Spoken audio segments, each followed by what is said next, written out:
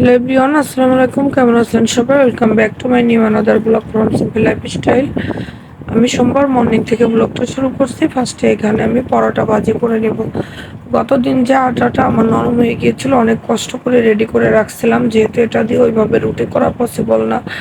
কিন্তু আটা তো আমি নষ্ট করব না, যেভাবে হোক এটাকে খাওয়ার উপযোগী করতে হবে।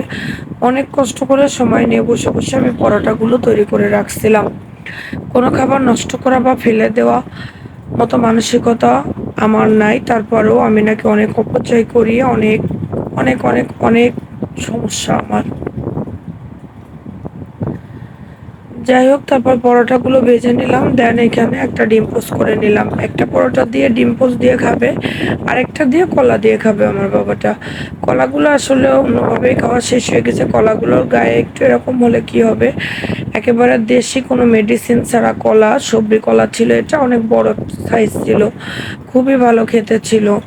আমার বাবাটা তো এই কলাটা অনেক বেশি পছন্দ করে, কারণ ছোটবেলায় ওর নানা সবসময় ওকে সবজি কলা এনে দিত। আমার বাবাটা সিঁড়িতে বসে থাকতো, ওর নানা বাজার থেকে এনে কলা ব্যাগটা ধরে ওর কাছে দিত, বলতো যে তুমি যতগুলো পারো খাও। ছোটবেলা থেকে আমার বাবাটা সবজি কলা অনেক বেশি পছন্দ করে, ওর ইচ্ছা মতো কলা খেত। সেটা ওর মামাও মনে রেখেছে। ওর মামা আসলেও সবসময় ওকে কলা কিংবা গত বছর যখন ওর ভাইয়া আসছিল, দুলাভাই আর কি, তখনও তাকে বলছিল যে ওকে সবজি কলা কিনে দিয়ে আসবে। ওর ভাইয়াও 2-3 দিন ওকে কিনে দিচ্ছে। যাই হোক, তারপর এখানে আমার বাবাটা সকালের নাস্তাটা শেষ করলো।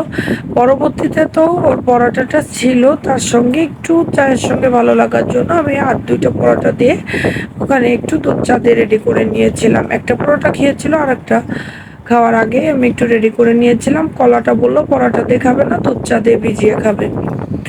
দেন আমি দুপুরে রান্না করব। দুপুরে আমার বাবাটা যেহেতু মাছের তরকারি রয়েছে, ও একাই খায়। আমি যেহেতু পাঙ্গাস মাছটা খায় না, এর জন্য ভাবলাম যে কচুরমুখিটা দিয়ে একটু নিরামিষ তরকারি রান্না করি। আসলে উম, এই ধরনের তরকারি রান্না করার জন্য আসলে ছোট যে চিংড়ি মাছগুলো, ওই চিংড়ি মাছগুলো থাকলে আর কোনো কিছুই লাগে না। তবে আমি সেদিন খুঁজেছিলাম, কিন্তু ছোট চিংড়ি তরকারি খাওয়ার চিংড়িটা আসলে আলাদা হয়, ওই হরিণা চিংড়িগুলো আমি পাই নাই। দেন এই পর্যায়ে এখানে আমি আলু আর কচুরমুখিটা মশলাটা সুন্দরভাবে কষিয়ে নিয়ে আলু কচুরমুখিটাও আমি কষিয়ে নিব। আমি ভাবছি যে আমি পেঁয়াজটাও ব্লেন্ড করে রাখবো। পেঁয়াজ বাটাটা দিলে যে কোনো তরকারি গ্রেভিটাও সুন্দর আসে। আর পেঁয়াজ বাটাটা যখন গরম তেলের উপর দিয়ে ভেজে তরকারিটা রান্না করা হয়, তখন স্মেলটাও অনেক ভালো আসে আর কি। যাই হোক, আমার একটা বরফের যে আইস ট্রে, ওইটা একটা কিনতে হবে শরবত বানাতে গেলে, কিংবা আমার ছেলে যেমন আজকে একটা ম্যারিন্ডা আনছে, এগুলো খেতে গেলে আসলে একটু প্রবলেমে পড়তে হয়। আমার আইস কিউব না দিলে ভালো লাগে না যে কোনো ড্রিঙ্ক তৈরি করতে গেলেও। দেন এই পর্যায়ে আমি কিছুটা পানি দিয়ে কচুর মুখে, যেহেতু একটু শক্ত তরকারি, তাই এটাকে সিদ্ধ হওয়ার জন্য আমি বসিয়ে দিলাম। নিরামিষ তরকারি খেতে অনেকে মনে করে যে অনেক বেশি খারাপ লাগে, বাট না, নিরামিষ খেতেও কিন্তু অনেক বেশি ভালো লাগে, যদি সেটা আপনি মজা করে রান্না করতে পারেন। ওইখানে যদি 1-2টা নাড়া দিয়ে আমি ঝোলের পানি দিয়ে দিতাম, তাহলে কিন্তু তরকারিটা আমার কাছে ভালো লাগতো না। দেন দেখেন, আমি যে 1 কাপ পরিমাণ পানি দিয়েছিলাম, সেটা কিন্তু এখানে শুকিয়ে গিয়েছে। যাওয়ার পরে এখানে অনেকটা ঝোলের পানি দিয়ে দিয়েছি। কচুরমুখিটা যেহেতু একটু মাখা মাখা তরকারি, এখন কিন্তু চুলার আঁচটা হাই করে আমাকে দ্রুত জাল করে তরকারিটা নামাতে হবে। আমি সাধারণত বড় কোনো তরকারি রান্না করলে এখন গ্যাসে করারই চেষ্টা করি, যেহেতু ইন্ডাকশনটা কোনোভাবে একটু ঠিক হয়েছে, তারপরেও সময় জ্বলে না। আমার আরেকটা ইন্ডাকশন আসলে কিনতে হবে। এটা আমাকে অনেকখানি আসলে গ্যাস সেভ করে। সবসময় দ্রুত, মনে করেন যে আপনি গ্যাস শেষ হলে তো আর আপনি গ্যাস কিনতে যেতে পারবেন না, এটার জন্য আপনাকে একটুখানি সময়ের ব্যাপার। তবে ইন্ডাকশনটা থাকলে কোনো রকমে কাজটা চালিয়ে নেওয়া যায়। দেন এই পর্যায়ে এখানে আমি দেখেন আমার তরকারিটা কমপ্লিট হয়ে গিয়েছে। অনেকে দেখবেন উত্তরবঙ্গের ওইদিকে কচুর গাঁটি দিয়ে একটা ডাল রান্না করে, এটা সিদ্ধ করে তারপরে এটাকে একেবারে ডালের মতো করে পানিতে গুলিয়ে গরম পানি দিয়ে তারপরে বাগার দিয়ে রান্না করে, এটা কিন্তু অনেক বেশি ভালো লাগে। নামানোর আগে আমি কিছুটা জিরা গুঁড়া নিয়ে নিয়েছি, আর এখানে এবার জিরা গুঁড়ার কালারটা এরকম হওয়ার একটাই রিজন, কারণ আমার জিরা গুঁড়াটা একটুখানি বেশি ভাজা হয়ে গিয়েছিল আর কি। অনেকে আমার মাকে দেখছি রোদে দেয়, রোদে দিয়ে একেবারে মচমচা করে তারপরে বক্সে ভরে রাখে, বাট আমার যেহেতু রোদে দেওয়ার কোনো সিস্টেম ছিল না, তাই আমাকে এভাবে করতে হয়েছে। তারপর তো আমার বাবার জন্য আমি বক্সে করে যে মাছ দুইটা রেখে দিয়েছিলাম, সেই দুইটা মাছ আমি গরম করে নিয়েছি। আর এই যে কচুরগাঠির তরকারি, এটা হয়তো নিরামিষ, বাট এটা যে এত বেশি মজা হয়েছিল আমি আপনাদেরকে বুঝাতে পারবো না, অনেক বেশি মজা লেগেছিল নিরামিষ এই কচুরগাঠিটা খেতে আর কি। ওই যে উত্তরবঙ্গের যে কচুরগাঠি, এটা ঠিক সেই সিস্টেমের একটা নিরামিষ তরকারি হয়েছিল। আর আমার বাবার তরকারি তো ছিল, আর আমার বাবার খাওয়ার ব্যবস্থা থাকলে আসলে আমাকে এত বেশি টেনশন করতে হয় না।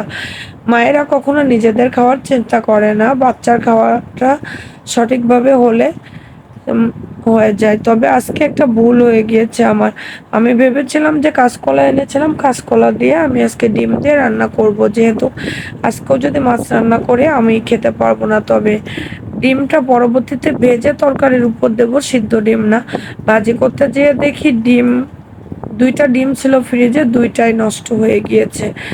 যেহেতু ফ্রিজে লাইন মানে আর কি ফ্রিজের সমস্যা হওয়ার কারণে, লাইন না থাকার কারণে দুইটা ডিমই নষ্ট হয়ে গিয়েছে, আগে কেনা ছিল। পরবর্তী সেই ডিম দুইটাকে ফেলে দিয়ে আজকে শুধুমাত্র নিরামিষ তরকারি আমাকে রান্না করতে হয়েছে। কারণ কাঁচকলা আলু দিয়ে আমি যে মাছ বের করে তখন ভাজি করে মাছের তরকারিতে দিব, এই সময়টাও আমার হাতে ছিল না, যেহেতু আমার বাবা টিফিন খেতে চলে আসবে।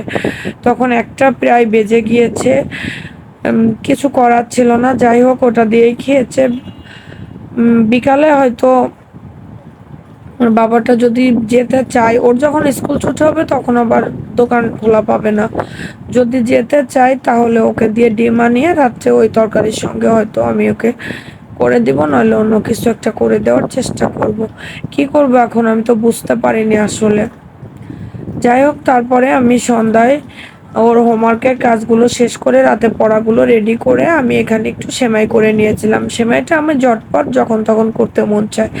দুধ সেমাই খেতে তো আমার বাবাও পছন্দ করে, আমিও পছন্দ করি, বাট আগে থেকে এখন সেমাই একটু চিনির পরিমাণটা কম দিই। আমার বাবাও যেহেতু এখন একটু চিনি, চিনি কেন, যে কোনো মিষ্টি জাতীয় খাবার খেতে একটু কম পছন্দ করে।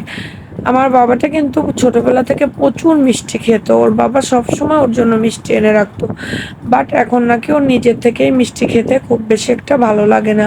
তবে ও রসমালাই আর সন্দেশের মিষ্টিটা অনেক বেশি পছন্দ করে, কারণ এই দুইটাতে একটু মিষ্টির পরিমাণটা কম থাকে, আর স্পঞ্জের যে মিষ্টিটা, এই তিনটা মিষ্টিতে কিন্তু মিষ্টিটা একটু কম থাকে, এটা কিন্তু খাওয়াই যায়। দেন তারপরে আমি ওকে চা গরম করে দিলাম। চাটা আমি নামিয়ে রেখে এই যে যেগুলো তৈরি করেছি পিস পিস করে, আপনারা ভাবছেন যে ওই যে নরম আটা দিয়ে যেগুলো ফ্রোজেন করে রাখছিলাম ওটা আমি ফেলে দিব, ওটা দিয়ে পরাটা করলে খুব বেশি ফুলছে না, ভালো হচ্ছে না। তাই আমি এভাবে পিস পিস করে কেটে লুচির মতো ভেজে তারপর আমি এটাকে সন্ধ্যার নাস্তা হিসেবে চালিয়ে দিলাম। কোনো খাবারই আমাদের অপচয় করা উচিত না, কত মানুষ আছে বাইরে যে দেখেন না খেয়ে অনাহারে দিন কাটাচ্ছে, আমরা তো তাও আল্লাহ চাইলে দুইটা ডাল ভাত গুছিয়ে এনে খেতে পারছি। আল্লাহ হাফেজ, ভালো থাকবেন সবাই, সুস্থ থাকবেন। নেক্সট কোনো ভিডিও নিয়ে আবারও কথা বলতে চলে আসবো, সেই পর্যন্ত সিম্পল লাইফ স্টাইলের সাথে থাকবেন।